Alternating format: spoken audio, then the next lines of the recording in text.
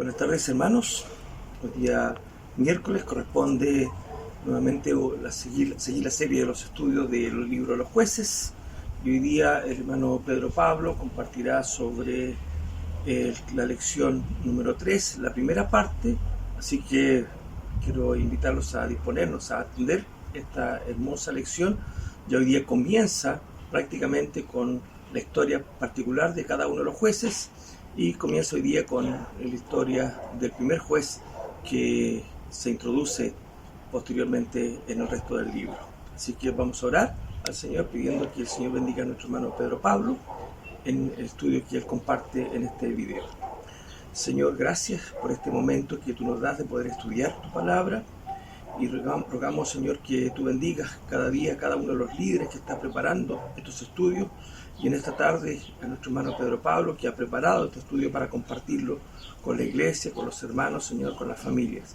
Gracias, Señor, tu bendición sea en la iglesia, en cada uno de nosotros, para que amemos tu palabra, Señor, y para que la escudriñemos de tal manera, Señor, que seamos edificados, instruidos, enseñados y muchas veces, si es necesario, corregidos por ti, Señor, en razón de nuestra vida, Señor, que debe ser cada día moldeada a la altura de Cristo, a la imagen de Cristo. Gracias, Señor, en el nombre de Jesús. Amén. Muy buenas tardes a todos mis hermanos. Les saludo en el amor del Señor, esperando que todos se encuentren muy bien el día de hoy, junto a sus seres queridos. Y bueno, el video de hoy, como ustedes ya sabrán, tiene relación con el estudio que estamos realizando en los grupos de crecimiento del libro Jueces para ti, de Timothy Keller. Y hoy vamos a comenzar con el capítulo número 3, que ya se adentra un poco más en la primera historia de los primeros jueces. Específicamente hoy vamos a hablar acerca del juez Otoniel, en el capítulo 3 del versículo 7 al 11. Bueno, de manera introductoria quisiera que pudiéramos refrescar un poco lo que ya hemos podido estudiar de este libro, de este maravilloso libro, de repente muy complejo, pero gracias a Timothy Keller podemos ayudarnos de su comprensión y nos facilita mucho más el estudio de este libro, de la palabra de Dios, que como ya les han descrito anteriormente, narra acontecimientos muy crueles, muy sanguinarios, muy fuertes. Quizás algunos podrían decir, ¿cómo un libro así está en la Biblia? Un libro que habla sobre mucha violencia, muchas guerras, muchos atentados contra las personas, contra los seres humanos. Muestra mucho de esas cosas, pero es mucho más que eso también. Sabemos también, bueno, nuestra introducción seguramente también lo conversamos, tiene una estricta relación este libro acerca de la justicia de Dios y el amor de Dios. Algo que vemos presente en este libro, donde Dios es santo. Dios no deja pasar la desobediencia, el pecado, el discipulado a medias, ¿cierto? La prostitución de la fe, la confianza en el Señor, pero tampoco olvida y abandona a su pueblo escogido. Así que, bueno, vamos a continuar en esta tensión que hay entre la santidad de Dios y la misericordia y el amor de Dios. Seguiremos aprendiendo cómo esto no es contradictorio, sino más bien es un reflejo del carácter de Dios. Y por supuesto vamos a estar constantemente yendo hacia la Escritura, hacia lo que nos narra el libro de Jueces, pero también vamos a estar volviendo a nuestra vida. Cómo es que todas estas cosas que podemos ver en los jueces también podemos verlas hoy en nuestra vida, y es esencialmente un mensaje de palabra del Señor para nosotros, para nuestro espíritu. Así que eso, mis hermanos, les invito ahora a que puedan tomar sus Biblias, sus libros, Estamos leyendo, la Reina Valera 1960 para entonces dar lectura al estudio de hoy. Daremos lectura a Jueces capítulo 3, versículos 7 al 12, que dice así: Otoniel liberta a Israel de Cusán Risataim. Hicieron pues los hijos de Israel lo malo ante los ojos de Jehová, y olvidaron a Jehová su Dios, y sirvieron a los Baales y a las imágenes de Acera. Y la ira de Jehová se encendió contra Israel, y los vendió en manos de Cusán Risataim, rey de Mesopotamia, y sirvieron los hijos de Israel a Cusán Risataim 8 años. Entonces clamaron los hijos de Israel a Jehová, y Jehová levantó un libertador a los hijos de Israel, y los libró. Esto es, a Otoniel, hijo de Cenaz, hermano menor de Caleb. Y el espíritu de Jehová vino sobre él, y juzgó a Israel, y salió a batalla.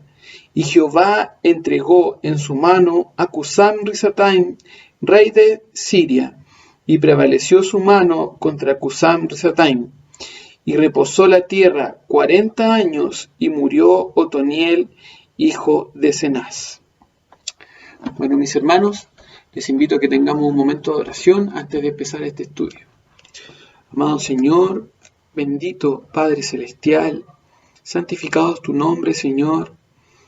Amado Dios, buen Padre, te pedimos en esta hora que tú nos guíes en este estudio, Señor. Que tu palabra, Señor, cale en nuestros corazones, Padre Celestial. Y que tú puedas guiar mi boca, mis pensamientos, Señor, en este momento. Te lo pedimos en el nombre de Jesucristo. Amén. Mis hermanos, vamos a repasar un poco y refrescar lo que hemos podido ver en estudios anteriores. Como decíamos en la introducción, tenemos que el libro de Jueces se comprende de un ciclo, el cual podríamos describirlo quizás en palabras más sencillas como un círculo vicioso, en el que el pueblo de Dios se rebela contra el mandato de Dios. Recordemos las palabras de Josué antes de ir a la tierra prometida y las palabras que Dios le da al pueblo de ser obedientes en toda orden que da el Señor. Luego, en vista de que el pueblo desobedece al Señor, Dios muestra su ira. Ese es el segundo punto del ciclo. En el tercer punto del ciclo vemos que esta ira de Dios se refleja en la opresión del pueblo enemigo de Dios, del pueblo cananeo, por sobre el pueblo de Israel, como consecuencia de la desobediencia. Por lo tanto, esto es un acto que Dios permite para hacer juicio sobre el pueblo. En un cuarto punto vemos que el pueblo finalmente de su desobediencia termina clamando al Señor, y dentro de su clamor hay un factor fundamental que es el arrepentimiento. El Señor escucha el clamor sincero de su pueblo y de manera voluntaria decide salvarlos mediante un juez escogido por Dios. Luego, dentro de este círculo tenemos que este juez libera al pueblo de Dios y hay tiempos de paz, tiempos en que el pueblo glorifica al Señor con sus actos, pero esto dura solamente hasta que el juez que Dios escogió muere. Lamentablemente finaliza el círculo o reinicia también, podríamos decirlo, con la desobediencia del pueblo en una nueva instancia. Bueno, mis hermanos, como decíamos delante, el pueblo del Señor, el pueblo de Israel, que tenía esta tierra de Canaán como la tierra prometida, olvidó los orígenes de las promesas del Señor y también de los designios del Señor para llegar a esta tierra y cumplir con todo lo que Dios pedía que hicieran. Ya hemos dicho en reiterada oportunidad de este video que que el pueblo estaba caído absolutamente a la idolatría, a los dioses, prostituyó su fe con los falsos dioses, los Baales, Acera, entregaron a su mujer y a sus hijos a entrelazarse culturalmente con el pueblo cananeo. Entonces, de esta manera es que ya el pueblo estaba completamente depravado, digámoslo de alguna manera, corrompido por el pecado de la idolatría. El versículo 7 comienza de esa manera, de hecho, dice: hicieron pues los hijos de Israel lo malo ante los ojos de Jehová y olvidaron a Jehová. En este sentido, mis hermanos, vamos a hablar acerca de lo malo y de el olvido. Así que en esta instancia los voy a invitar a que podamos ir revisando algunas cosas particulares acerca de estos dos conceptos: lo bueno y lo malo. El versículo 7 dice así: hicieron lo malo ante los ojos de Jehová. Lo malo está relacionado directamente con el apartarse y el olvidarse de los designios de Dios. Si recordamos unos estudios anteriores, vamos a ver que nuestro hermano Sebastián, por ejemplo, nuestro hermano Jorge, nos hablaban acerca de la prostitución del pueblo y de un olvido generacional. Una generación del pueblo judío que parecía haber olvidado de dónde provenía, pero que Dios en su misericordia siempre dejaba un remanente del pueblo, el cual recordara el poder de Dios. Entonces, lo malo está relacionado directamente, como decíamos, con el olvidarse. Pero olvidar y recordar tienen significados espirituales dentro de la palabra y del Antiguo Testamento. No es literal, para empezar. Cuando el Señor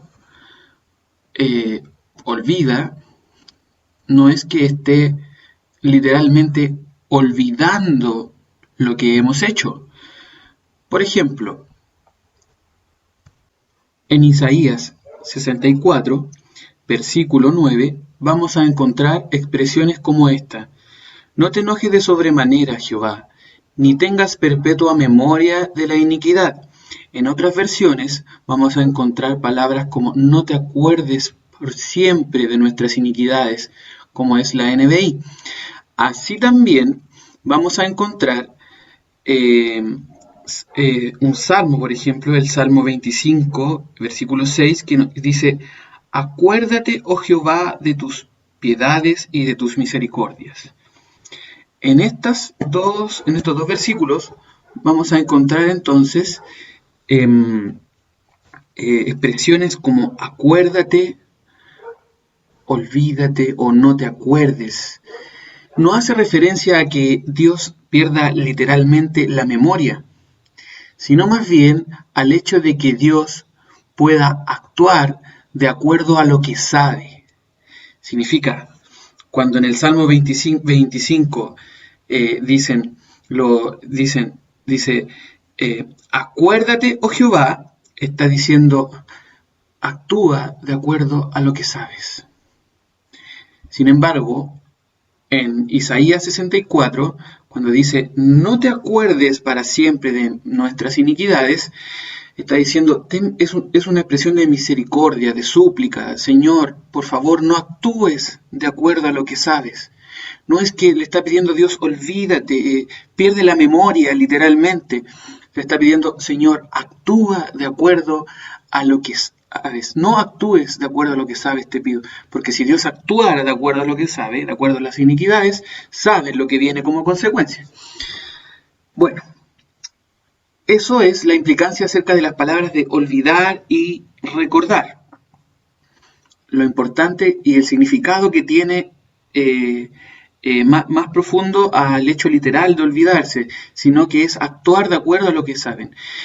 Asimismo, como en estas expresiones, vemos que ellos olvidaron, que el pueblo de Dios olvidó dentro de su pueblo los designios de Dios, los mandamientos de Dios, lo que Dios les pidió antes de entrar a la tierra prometida. Entonces, ellos olvidaron, ellos saben quién es Dios, qué quiere Dios, Pero al olvidar, solo es real en sus pensamientos y no en sus corazones y en todo su ser. Tenemos el problema más importante entonces del pueblo de Dios, que olvidaron. Al olvidar, se apartaron. Cuando olvidamos, entonces muchas de las cosas que sabemos solamente son de nuestra mente, de nuestro intelecto, pero pierden sentido en nuestro corazón. Bueno, como dijimos en un principio, vamos a estar yendo a la Escritura, pero a la vez volviendo a nuestra actualidad, a nuestras vidas. Entonces, cuando estuvimos hablando acerca del olvido, estamos haciendo una referencia a que el pueblo conoce quién es Dios, sabe quién es Dios, pero solo intelectualmente, y no actúa de acuerdo a lo que conoce. Eso significa que hay una pérdida de la realidad. Hay una verdad, pero que al parecer no es tan verdad en sus vidas. Es un gran problema, porque para que algo sea real en nuestras vidas, necesitamos que esté presente aquí, pero esto que esté presente aquí tiene que estar también actuando y obrando en nuestro interior y en nuestra vida de manera permanente. Yo quiero hacerle una pregunta ahora. ¿Cómo identificamos en nuestra vida, en nuestra actualidad, que algo es real o no es real en nuestra vida? Cuando algo no es real en mi vida, podemos identificarlo de la siguiente manera. Solo lo sabemos, o sea, solo está en nuestro conocimiento, en nuestro intelecto. No nos conquista, no nos apasiona, no llena nuestro corazón. Y en tercer lugar, y más importante, es algo que no dirige nuestro camino. Eso es algo que no es real en nuestra vida. El relato de los jueces nos muestra que Dios no estaba siendo real en sus vidas.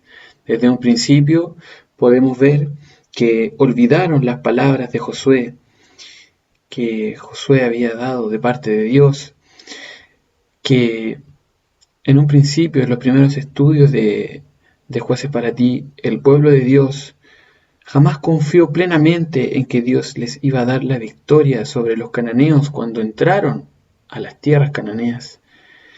Como consecuencia, Dios se convirtió en algo que no era real en sus vidas. Y peor aún, se entregaron a sus propios dioses, a sí mismos, a los Baales y a Asera. Este relato no se aleja mucho de nuestra realidad. En la vida contemporánea no es extraño que podamos reconocer que el éxito económico, los objetivos personales, son lo real en nuestra vida, lo que nos apasiona, lo que llena nuestro corazón, lo que dirige nuestro camino. Y dejamos a un lado al Dios verdadero, a lo que es real por sobre todas las cosas. Esto nos deriva derechamente a poder tener un diagnóstico acerca de la situación de los jueces y acerca de nuestras propias vidas. Cuando Dios no es real en nuestra vida, cuando solo lo sabemos, cuando Dios no nos conquista, no nos apasiona, cuando Dios no dirige nuestro camino, entonces hay una necesidad de restauración.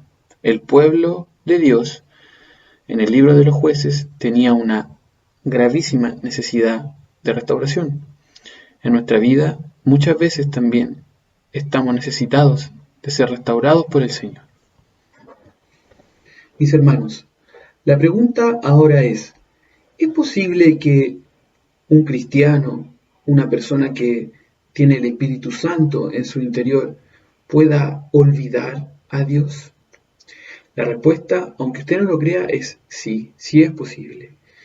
A veces no lo pensamos o no lo razonamos de manera correcta, pero yo le invito a que tenga un espacio y un tiempo de sinceridad con usted mismo y piense en todas aquellas cosas materiales e inmateriales, que muchas veces se convierten en algo que está por sobre Dios. Todas esas cosas son verdades en nuestras vidas que tenemos aquí, que experimentamos en el corazón, que muchas veces nos apasionan aún más que Dios y lamentablemente muchas veces nos pueden llevar por caminos equivocados.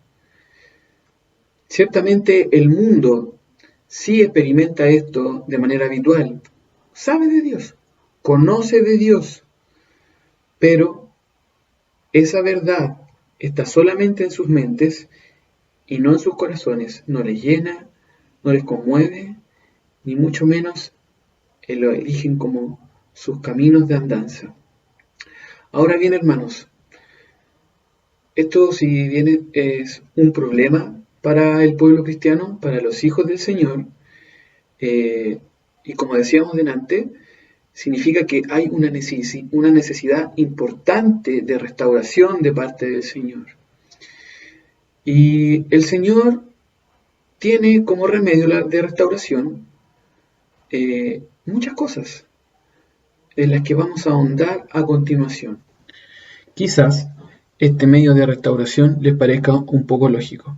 El remedio para el olvido simplemente es recordar. Y Pedro nos da una muy buena enseñanza acerca de esto. Leamos 2 de Pedro 1, del 5 al 8. Dice así: vosotros también, poniendo toda diligencia por esto mismo, añadid a vuestra fe virtud, a la virtud conocimiento, al conocimiento dominio propio, al dominio propio paciencia, a la paciencia piedad, a la piedad afecto fraternal y al afecto fraternal amor. Porque si estas cosas están en vosotros y abundan, no os dejarán estar ociosos ni sin fruto en cuanto al conocimiento de nuestro Señor Jesucristo. En una primera instancia, Pedro nos invita a que podamos reforzar aquellas virtudes que el Espíritu Santo en nuestro corazón ha de haber puesto una vez que entró y la fe vive en nosotros. Pero por otra parte, en el versículo 9, Pedro es muy enfático al señalar que no todos tienen estas virtudes. Dice así el versículo 9: pero el que no tiene estas cosas tiene la vista muy corta, es ciego, habiendo olvidado la purificación de sus antiguos pecados. Pedro está diciendo, en otras palabras, mis hermanos, que no es cuestión de práctica, no es una cuestión de reforzar, de entrenarla hasta que estas virtudes se transformen en un hábito en nosotros, en parte de nuestra, digamos de alguna manera, educación.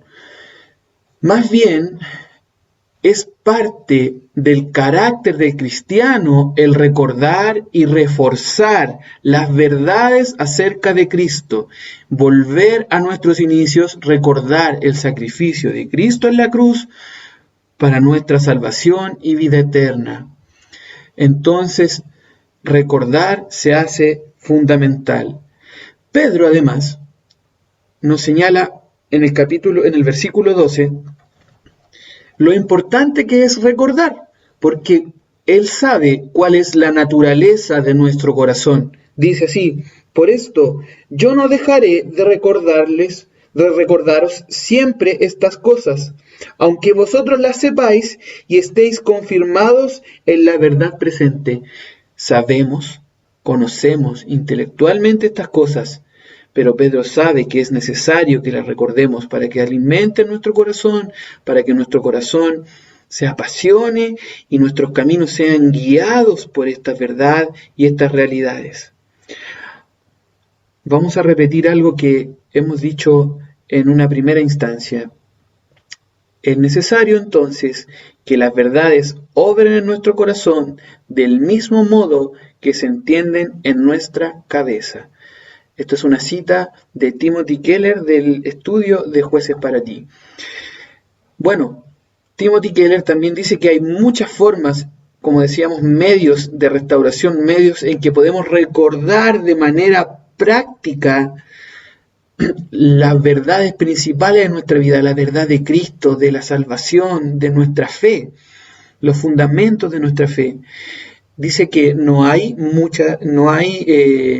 limitadas opciones o alternativas o formas de recordar, pero una de las más importantes son estas. Por ejemplo, la Santa Cena. La Santa Cena, hermanos, recordemos que es un medio de gracia. Y en este tiempo en que nosotros realizamos la Santa Cena, estamos recordando el sacrificio que Cristo hizo por nosotros en la cruz del Calvario, la muerte de cruz, la resurrección de Cristo y la venida de Cristo. Anunciamos que Cristo volverá. Otra cosa muy importante, la palabra del Señor, mis hermanos. La palabra del Señor como estudio, pero también y sobre todo como meditación. Debemos aprender a meditar en la palabra del Señor. Si queremos conocer del Señor, si queremos recordar a Dios, si queremos que nuestra fe sea fortalecida en nuestra vida, solo tenemos que ir a la palabra del Señor. Y otro tercer punto que destaca Timothy Keller tiene relación con la comunión. La Santa Cena, el domingo, el día del Señor, es un día en que podemos reunirnos con nuestros hermanos, a escucharlos, a escuchar testimonios. Muchas veces nuestro corazón, nuestro espíritu puede estar frío, pero escuchamos el testimonio de un hermano, sentimos el afecto, el cariño de un hermano y conmueve, remece nuestro corazón sin duda. Así que podemos estar tranquilos en que si bien es posible que perdamos el sentido de la realidad como el pueblo de Dios, también el Señor dispone de medios para que volvamos a recordar quién es Él y podamos hacer y vivir de acuerdo a la verdad del Señor en nuestras vidas. Bueno, mis hermanos, ya cerrando este extenso paréntesis acerca del olvido, del recordar, de la verdad que está en nuestras mentes y en nuestro corazón, vamos a pasar a los siguientes puntos, teniendo presente obviamente esto, que el pueblo de Dios, su problema fue que olvidó, que no tenía esta verdad ni en sus mentes ni en sus corazones lo suficientemente sólidas como para poder obedecer al Señor y en consecuencia se entregó a los dioses falsos del pueblo de los cananeos. Y bueno, las siguientes tres etapas muestran las consecuencias de esto, que son las siguientes. Hagamos un recuento, un resumen de lo que habíamos visto en un principio. Teníamos que la primera etapa era relacionada con el pecado, la caída del pueblo de Dios. Y la segunda etapa tiene relación con la ira de Dios que se hace manifiesta.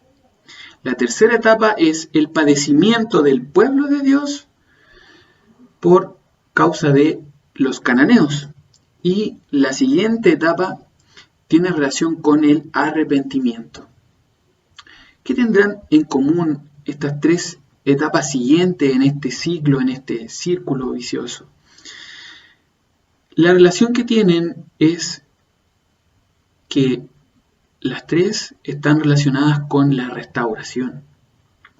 ¿Cómo dirán ustedes? ¿Va a tener que ver la restauración con la ira de Dios? Bueno, la ira de Dios, mis hermanos, es manifestada como un signo de que Dios está expresando su santidad. El Señor no puede dejar pasar por alto el pecado del pueblo, la idolatría a los dioses falsos. No puede dejar pasar que el pueblo se haya olvidado de lo que Dios había pedido antes de entrar a la tierra prometida. Por ende, la ira de Dios tiene que hacerse manifiesta. Y nuevamente vamos a experimentar esta tensión entre la justicia, la ira de Dios y el amor y la compasión de Dios. ¿Pueden convivir estas dos? Por supuesto que pueden convivir y vamos a verlo. Pero en un principio necesitamos la ira, es necesaria la ira de Dios para que se haga manifiesta. Ahora, ¿en qué se manifiesta la ira de Dios? En que el pueblo de Dios padece en manos de Cusán Risataim, el emperador de Mesopotamia. Por 8 años el pueblo de Dios es esclavo de Mesopotamia. Esclavo. No convivían, eran esclavos, servían a otros pueblos que tenían otros dioses, padecieron físicamente. Lo que tenemos que entender entonces es que este padecimiento Dios lo permite. La palabra dice que Dios vende al pueblo en manos de Cusán Risataim. Es Dios quien lo hace. Ahora, esto es necesario, como decíamos. Es necesario, pues, Dios está evitando un juicio espiritual, que sería mucho peor, que tendría como consecuencia definitiva el infierno. Pero Dios permite un juicio físico. ¿Para qué? Para que el pueblo pueda darse cuenta de su estado de gravedad. Sin este juicio, el pueblo no se podría dar cuenta de lo errado, de lo desviado que está del Señor, de su Dios, del Dios verdadero. Entonces, no es sino hasta que ellos padecen, que ellos empiezan a cuestionarse, a decir, algo anda mal en mi vida, necesito ser renovado. Y hay arrepentimiento, aparece el arrepentimiento en el corazón del hombre. Entonces, Dios no va a hacer nada sin que haya arrepentimiento en el corazón. Pero este pueblo estaba tan lejos de estar arrepentido que primero debía padecer. La justicia de Dios, su disciplina, hace efecto en el corazón de los hijos de Dios. Esto es, arrepentimiento en el corazón de los hombres, del pueblo de Dios. Un arrepentimiento que es genuino, que es sincero, donde ellos ruegan y claman al Señor piedad, donde ellos están dispuestos a dejar a estos falsos dioses, a estas idolatrías, a dejar de mezclarse con toda la suciedad del mundo para volver a sus inicios, para volver sus ojos al Dios verdadero, a aquel Dios que generaciones atrás ya los había librado de la esclavitud, que tenía promesas maravillosas para ellos. Ahora que hay arrepentimiento, entonces Dios elige a un hombre que tiene el Espíritu Santo en su corazón para guiarlo, para ser el líder que va a encargarse de hacer justicia para liberar al pueblo de la esclavitud. Este hombre es Otoniel. Dios entonces responde a su arrepentimiento, al arrepentimiento del pueblo mediante un libertador, a un hombre al cual su Espíritu Santo está en él para que pueda liderar y liberar al pueblo de la esclavitud. Ahora bien, sabemos que este hombre en esta oportunidad es Otoniel, pero ¿qué tiene de especial Otoniel? ¿Por qué Otoniel? Vamos a recordar los primeros capítulos de Jueces, en el capítulo 1, donde podemos conocer un poco de Otoniel. Vamos a leer el versículo 11 al 15 del capítulo 1 de Jueces. Dice así: De allí fue a los que habitaban en Debir, que antes se llamaban Kiriat Sefer. Y dijo Caleb: El que atacare a Kiriat Sefer y la tomare, yo le daré a Axa, mi hija, por mujer. Y la tomó Otoniel, hijo de Cenaz. Y cuando ella se iba con él, la persuadió que pidiese a su padre un campo. Y ella se bajó del asno y Caleb le dijo: ¿Qué tienes? Ella entonces le respondió: Concédeme un don. puesto que me has dado tierra del Negev, dame también fuentes de agua. Entonces Caleb le dio las fuentes de arriba y las fuentes de abajo. Si de alguna manera pudiésemos ilustrar este relato acerca de Otoniel, sería como un oasis en medio del desierto.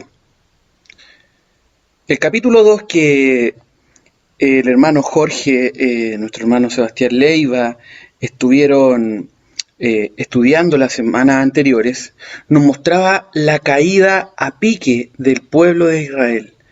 Un pueblo que se entregó a sus dioses, que convivió con las culturas cananeas, haciendo familia, casándose con las mujeres,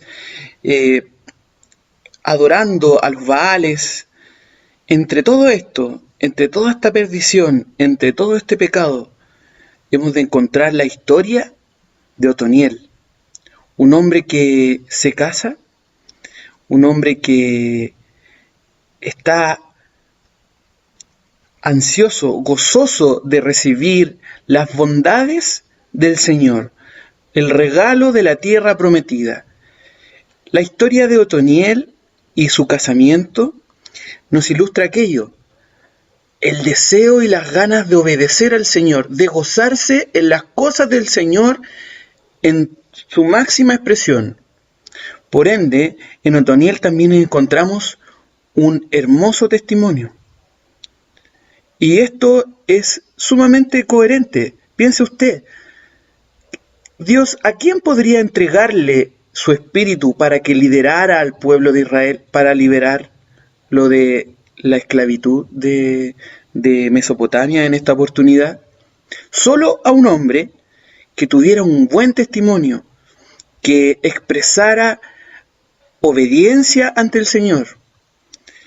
Este hombre es Otoniel, un hombre obediente, un hombre que se goza del Señor, de las promesas del Señor, y que, de acuerdo al relato de los jueces, nos muestra que él es capaz de obedecer, de cumplir los mandatos del Señor acerca de la tierra prometida. Entonces, en resumen, Dios envía los problemas al pueblo, dado el pecado del pueblo. Él está detrás de todo. El pueblo se arrepiente.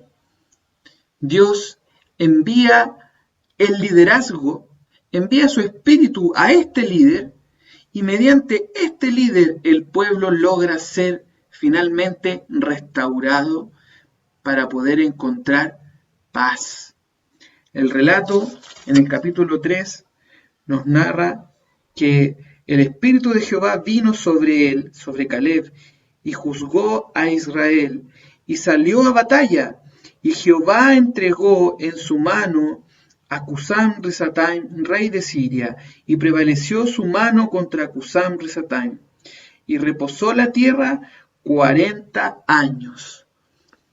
La restauración vino por un hombre, no vino por un hombre cualquiera, por un hombre de buen testimonio, por un hombre que se gozaba en los designios de Dios, en las promesas de Dios, al punto de que él estaba dispuesto a obedecer todo por Dios.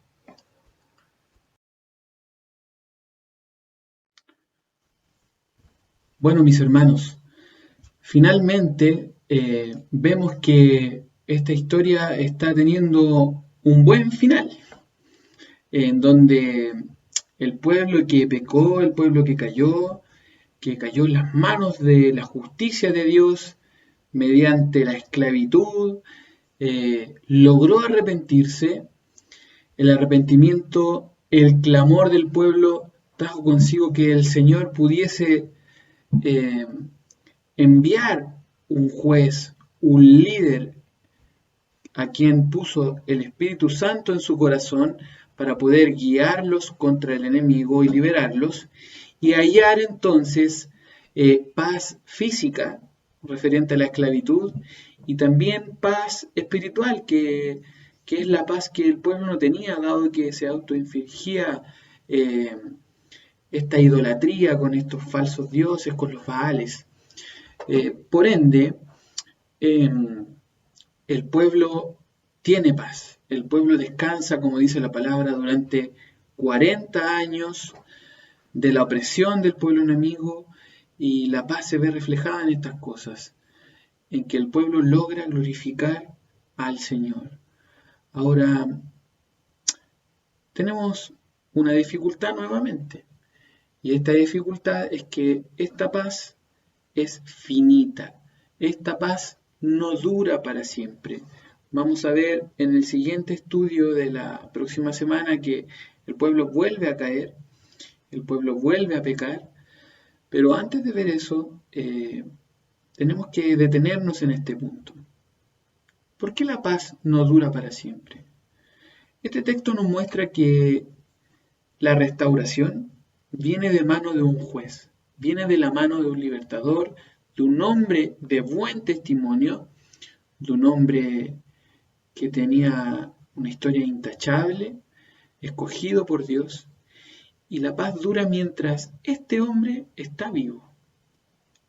Dice el capítulo 3 que